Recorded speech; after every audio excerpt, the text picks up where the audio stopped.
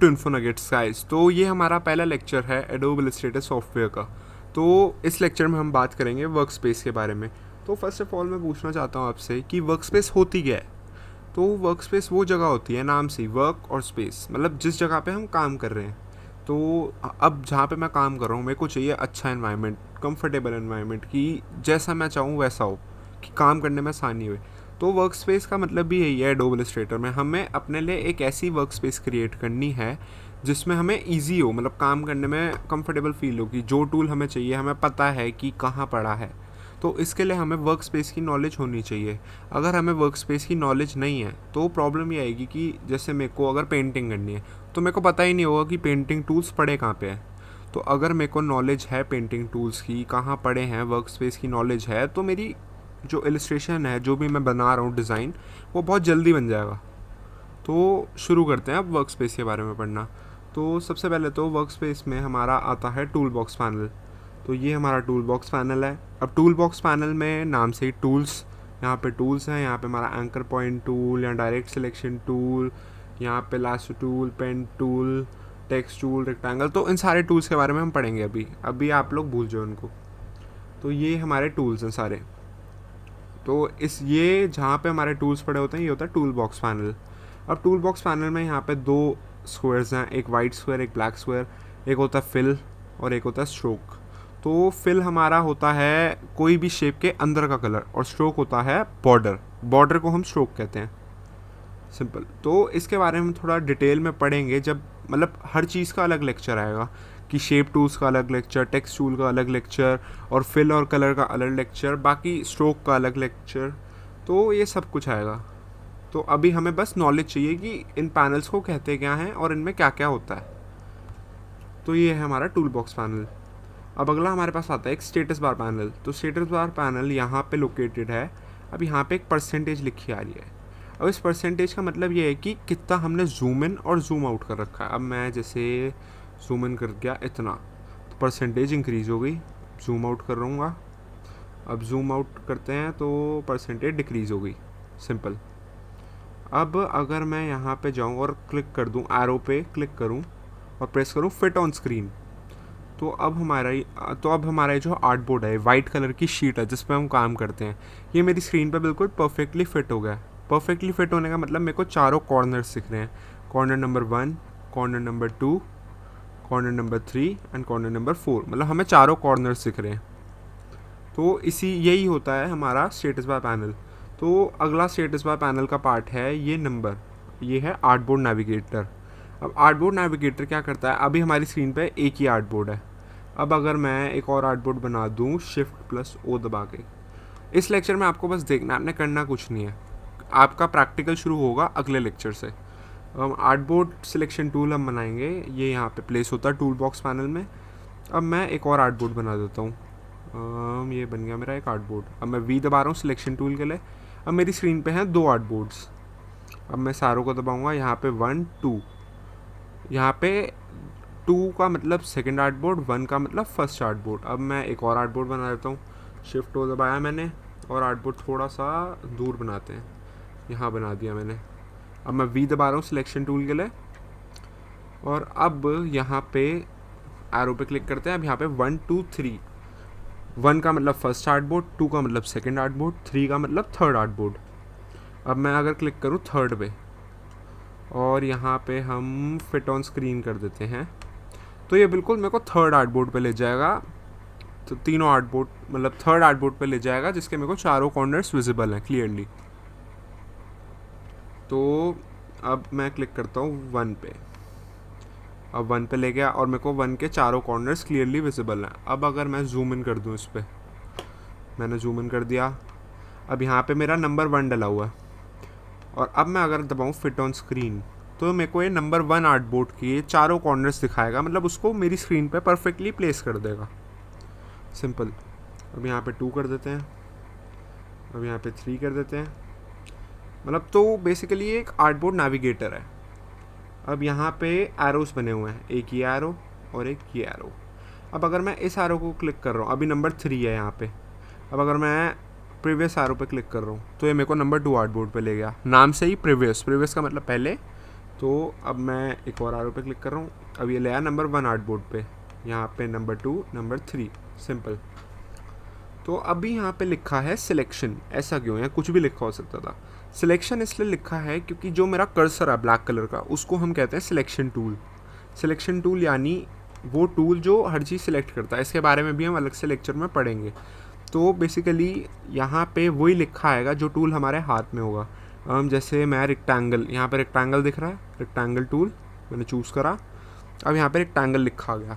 Rectangle इसलिए लिखा है क्योंकि मेरा रेक्टेंगल टूल मैं अभी यूज़ कर रहा हूँ। अगर मैं अपना आई ड्रॉपर टूल यूज़ करूँ, यहाँ पे आई ड्रॉपर लिखा आ गया। तो बेसिकली ये चीज़ हमें बताती है कि हमें हमारे हाथ में कौन सा टूल है, टूल का नाम बताती है। तो ये होगी percentage zoom in zoom out की, ये हो गया आर्टबोर्ड नेविगेटर, और ये हो गया हमारे टूल का नाम। अब मैं वी दबाऊंगा सिलेक्शन टूल के लिए, यहाँ पे सिलेक्शन लिखा आ जाएगा।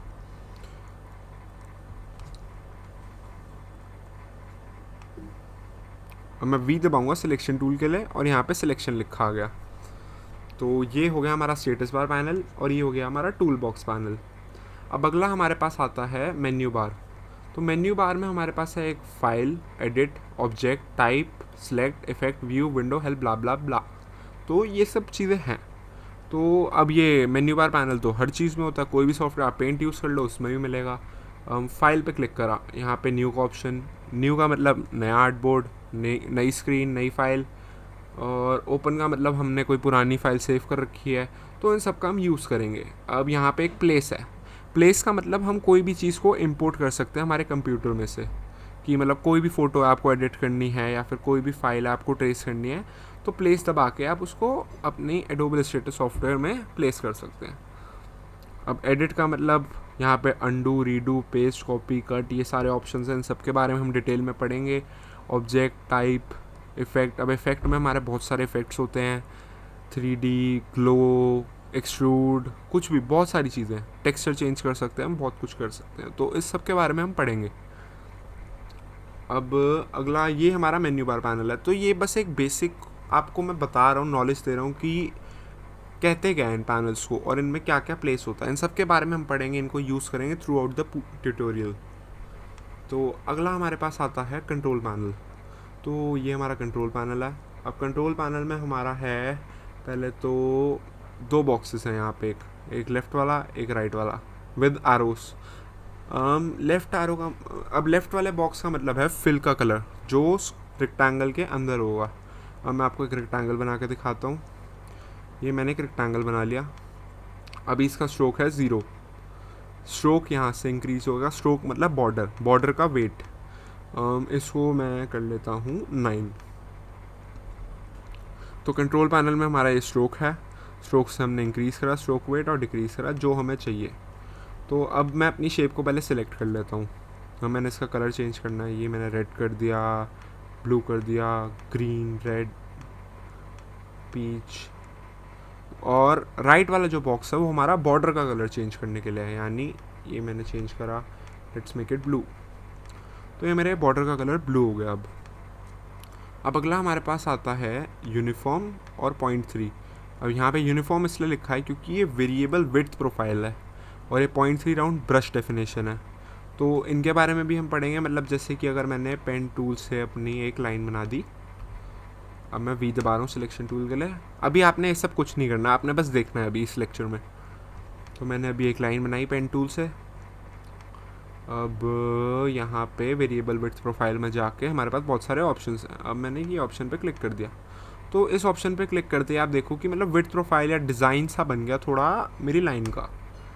तो ये हम काफ़ी यूज़ करते हैं, जैसे कि अगर मैंने कोई लीव बनानी है या कुछ भी बनाना है, कोई भी डिज़ाइन बनाना है, तो उसमें मैं यूज़ करता हूँ। इसके बारे में हम पढ़ेंगे अभी। हम अपनी वेरिएबल विड्थ प्रोफाइल्स क्रिएट करेंगे आने वाले लेक्चर्स में।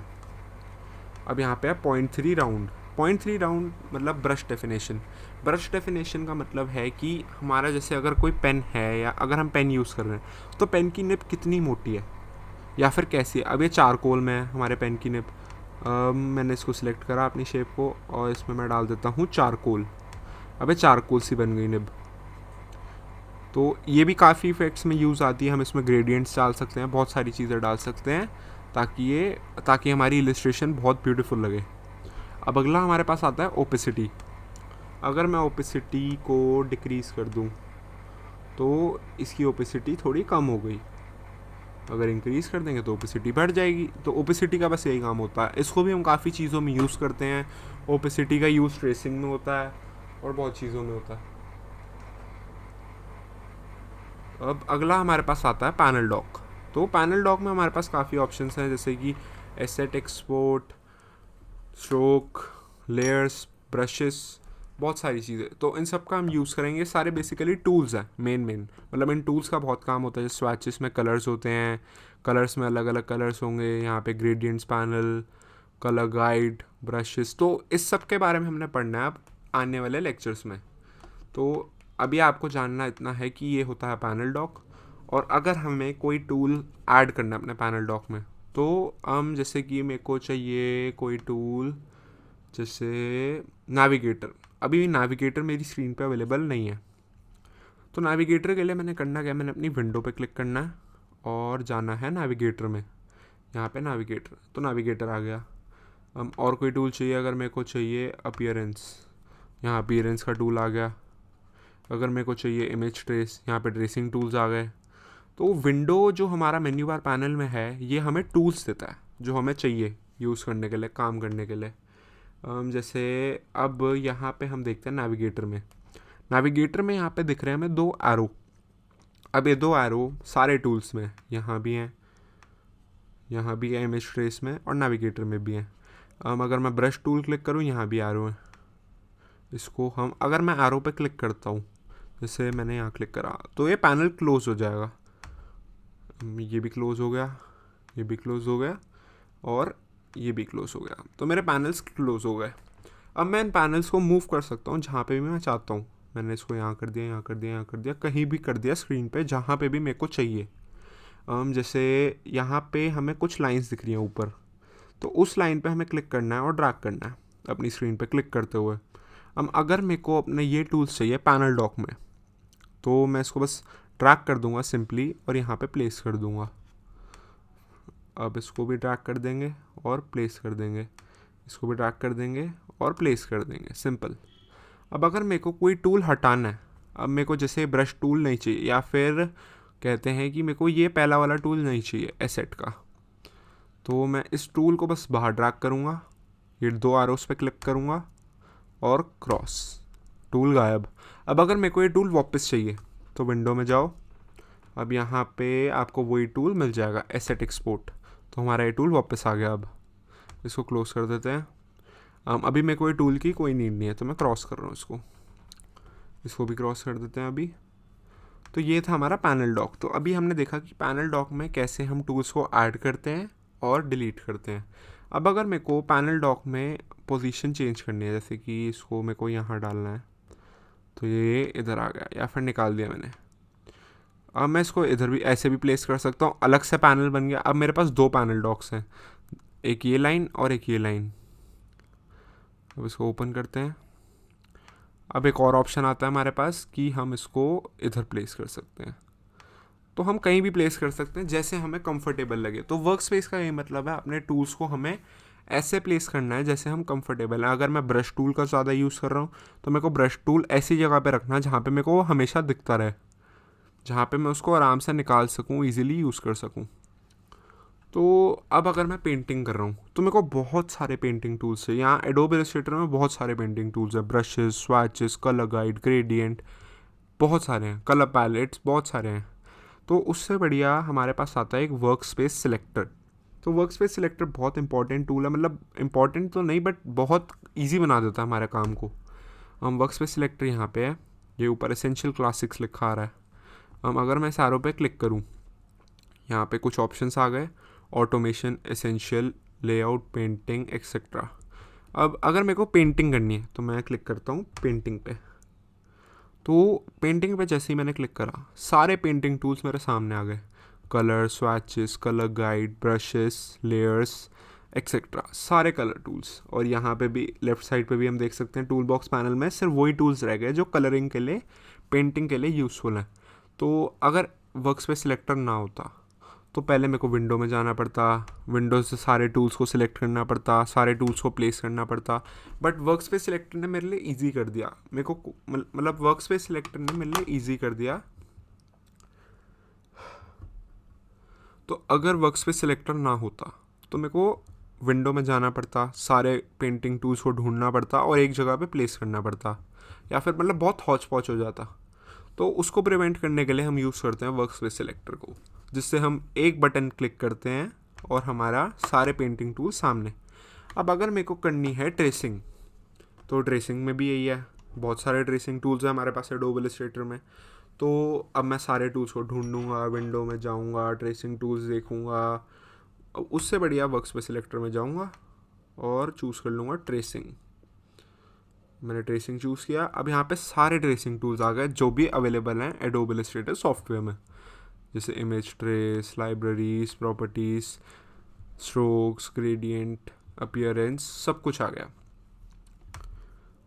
अगर मेरा मतलब काम है मेरे को टाइपोग्राफी का, अगर मेरे को टाइपिंग करनी है तो मैं टाइपोग्राफी पे क्लिक करूँगा, तो यहाँ पे सारे फॉन्ट, सारे पैराग्राफ स्टाइल, सब कुछ मिल गया मेरे को।